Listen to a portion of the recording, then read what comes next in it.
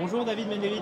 Bonjour. Alors toi tu représentes une start-up qui s'appelle Teviz. Ouais, c'est ça. Qui est une start-up belge encore. On va croire que je fais que ça aujourd'hui.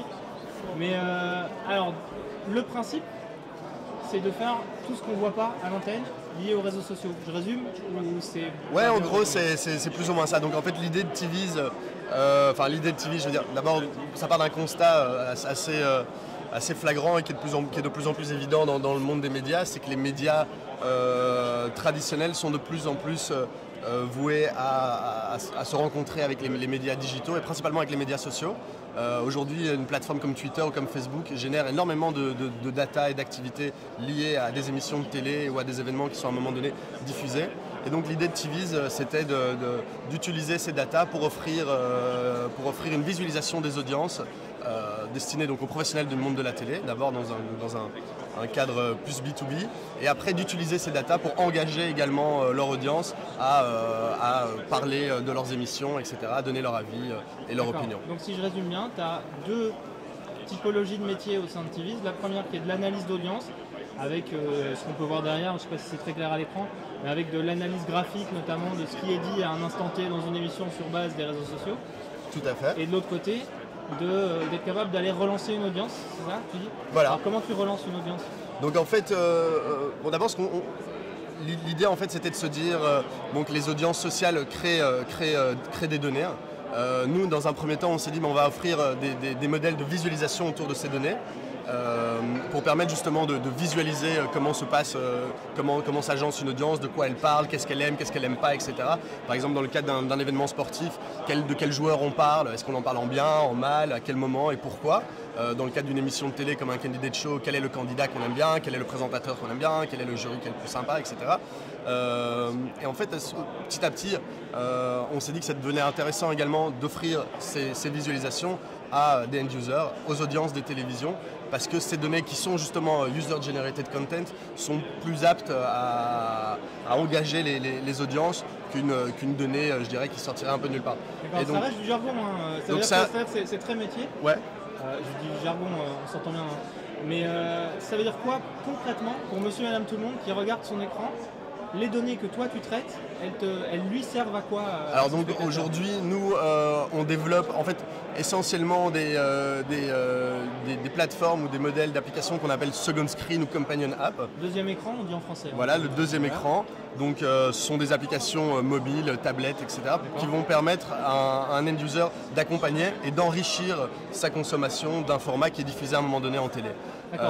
Donc toi tu vas fournir une espèce de passerelle entre l'utilisateur sur base de, ça va être quoi? Ça va être des questions que tu poses en direct par exemple ou des réactions sur quelque chose qui est dit à l'écran? Alors donc oui, alors plus concrètement en fait on a développé une technologie au sein de Teviz qui s'appelle le Viz.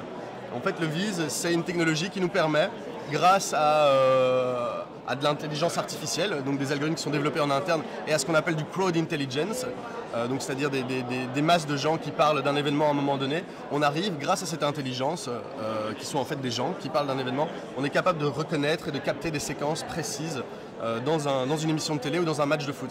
Donc par exemple, ce qu'on fait aujourd'hui, je vais prendre l'exemple d'un match de foot, c'est le plus parlant, on est capable de détecter de manière totalement automatisée, sans que personne ne travaille derrière, un goal, une faute, un transfert, etc.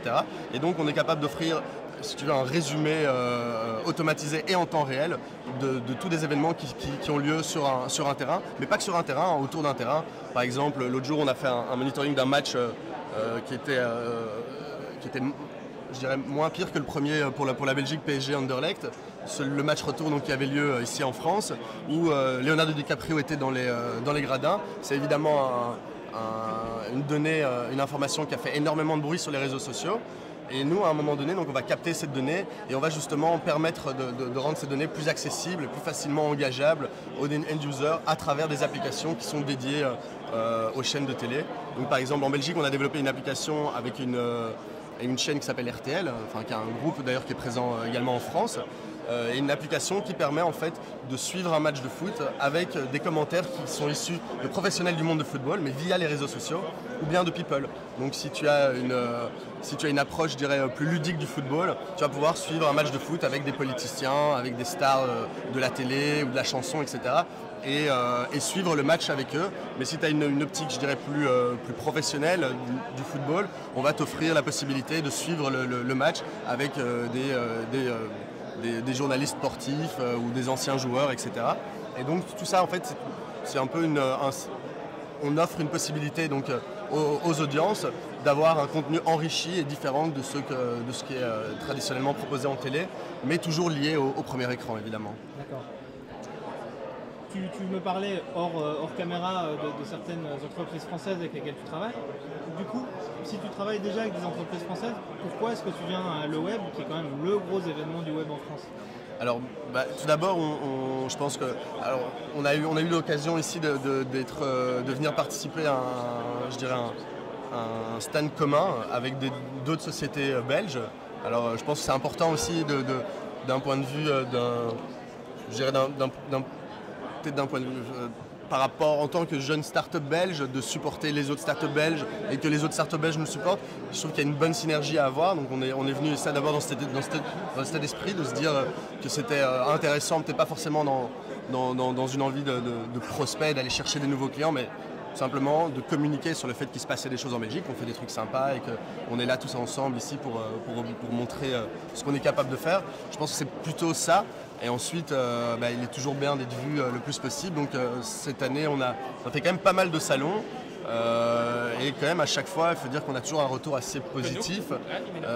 Ensuite, certains de nos clients actuels et certains de nos futurs clients prospects, pour l'instant, sont présents ici. Et donc, on voulait les accompagner sur cet événement aussi. Merci David, bon le web. Merci à toi, bon le web à toi.